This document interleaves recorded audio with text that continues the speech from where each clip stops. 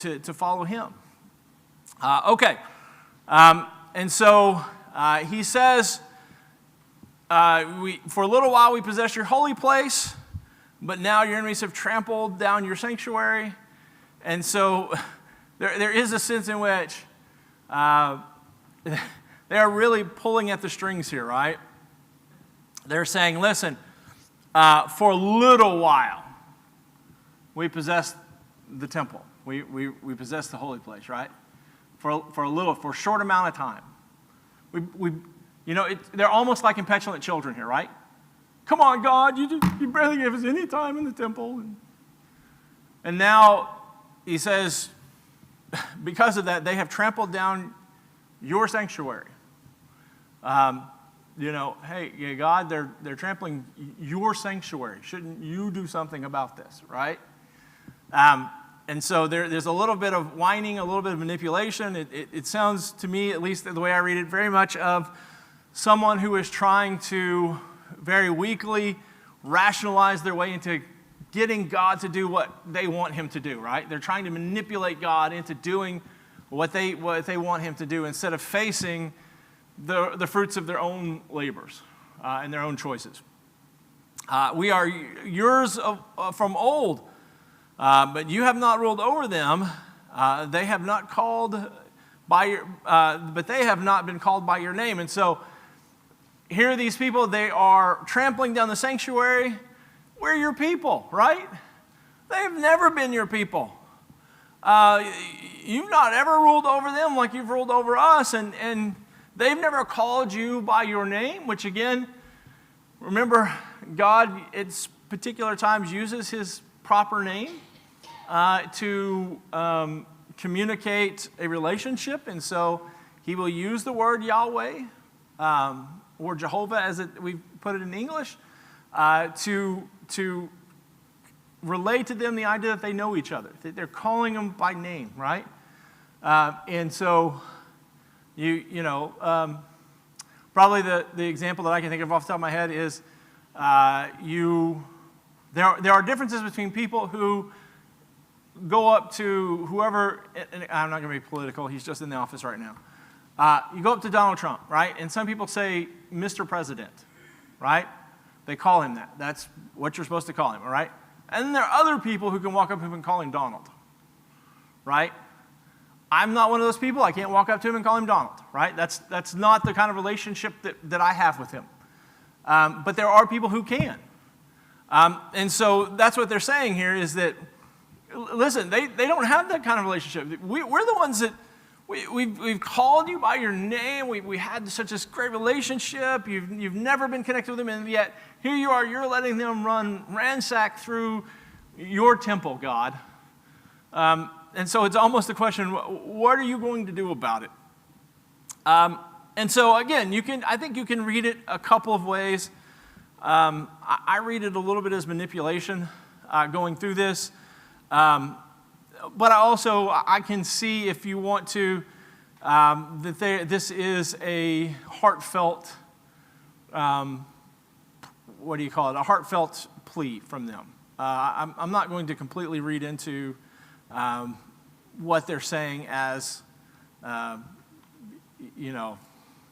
negative. And I at least will leave a foot in the door saying, man, they're trying to do what is right. Because that brings us to chapter 64. And there does seem to be, in chapter 64, at least a little bit of sincerity as they are giving this prayer for his presence and action to come back. And so they start in verse 1. Oh, that you would rend the heavens and come down, that the mountains might quake at your presence. And when fire kindles brushwood and the fire causes water to boil, to make your name known to your adversaries, and to make the nations, that the nations might tremble at your presence. I'll get this out eventually. When you did awesome things that we did not look for, you came down and the mountains quaked in your presence.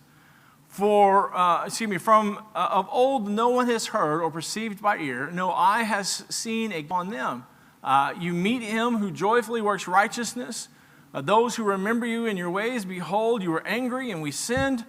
Our sins have been a long time, and we shall be saved. In our sins we have been a long time, and shall we be saved? We have all become like one who is unclean, and all of our righteous deeds are like polluted garments. We all fade like a leaf, and our iniquities like the wind take us away.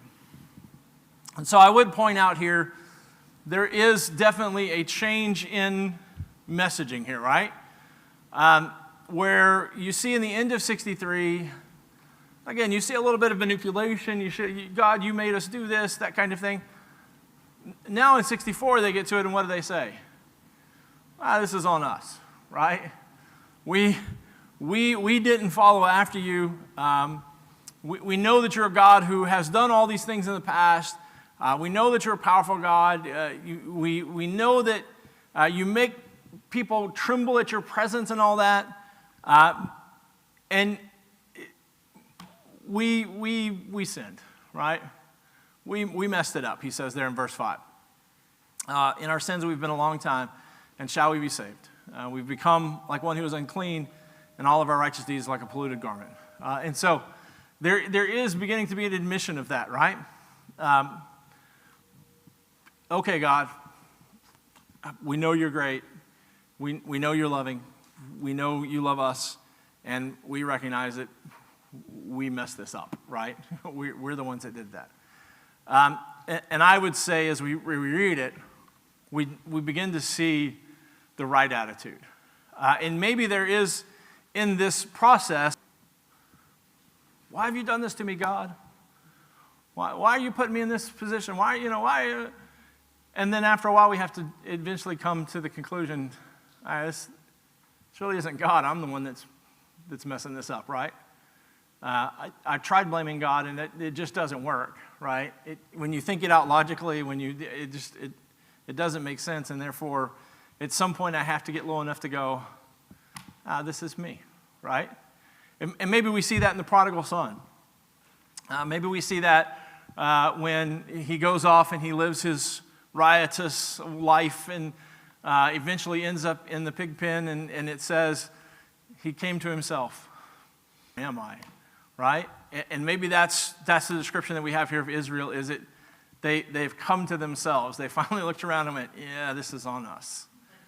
Right? This is our fault. It's not God's fault. He has been nothing but good to us. He has been nothing but gracious to us, and we sinned. And we've been doing it for a while here, right? We've been doing it for a long time. And so we have become like one who is unclean, and our righteous deeds like a polluted garment. And so, again, I think the picture that's being painted here is not, I got something on my shirt, right? Like, this is not, we made a mistake. We made one little mistake, and we got a little something on our shirt, or we got a little mud on our pants, or whatever. They say, look, we are filthy, and our garments are completely dirty. And so the picture that they paint here is not one who is living righteously and occasionally got something on them, but one who has been living in unrighteousness in such a way that they're covered in it, right?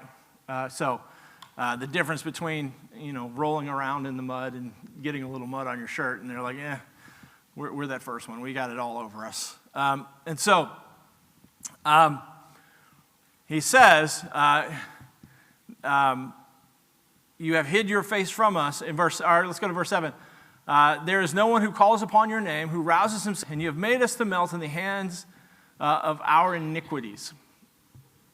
And so again, I think they look at it and they say, the response is, there's no one here that's calling on your name. There's no one here that's, like they had said, your enemies, you've never ruled over them, and we've been the ones that called you out by your name. And then you get to this part and they're like, well, actually, we're not calling out your name. No one's doing that, right? And so there's a bit of reality that sets in for them. And no one rouses himself to take hold of you, and so there is no effort on their part to reach back to God. And I thought immediately of, probably because I listened to a podcast about the other day, The Sistine Chapel, everybody is familiar with the Sistine Chapel? Probably, right in the middle is the creation of Adam. And it's the picture, if you don't know, where it's got one guy reaching out like this and the other guy's reaching up like that. And if you look at the fingertips of them, God's hand is straight. His hand is bent. Adam's is bent. He's holding back from God. And Michelangelo put that in there purposely, right, to make that statement. And so we get a little bit of that, right? God has been reaching out. We really haven't been reaching back for him, right? We haven't been doing our part to hold up this relationship. And so he says, you have made us to melt in the hand of our iniquities. And so this isn't God's enemies that are strong. This isn't God that's punishing them unjustly. They finally get to the point where they go, we're melting in our own sin. It's because of our sin that we're at this place that we're at. And so there is a bit of realization for where they are and why they're there finally. There's some sincerity that we find here in verses 1 through 7 that we didn't see at the end of chapter 63. And so then after that, we will see, now that they've come to the realization, starting next week, we'll get into verse 8 and we'll see sort of the response to that reality. What happens when we get to that point where we finally go, okay, God, I have tried to deny it. I've tried to overlook it. I've tried to excuse it. I've tried to blame others. I've tried to blame you. And all I'm left with now is the realization, this is me. I have rebelled against you, and I've been doing it for a while, and I need to stop, all right? And so now we'll see the response to that, and we'll start there next week. Thanks, guys.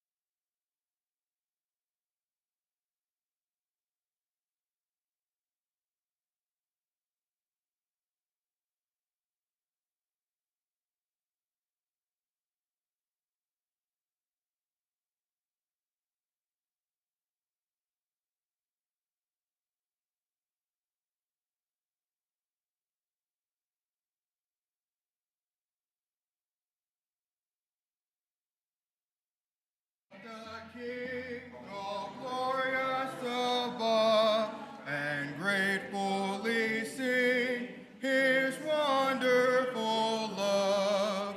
Our shield and defender, the Ancient of Days, pavilion in splendor and girded with praise. Good morning. I want to take a moment and welcome all our visitors and all those who are traveling, just being able to come back and see us.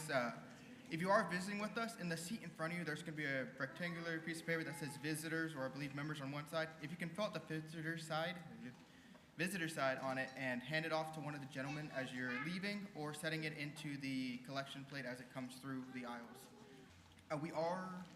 We are doing a meal in the back. It is just everything brown bag, but a lot of people always bring extra, and we have a theme. So if you would like to stay with us, y'all are more than welcome to do so. We always have extra, and we like to get to know more people. To continue, before our opening prayer, we'll sing number 490. We'll sing the first. When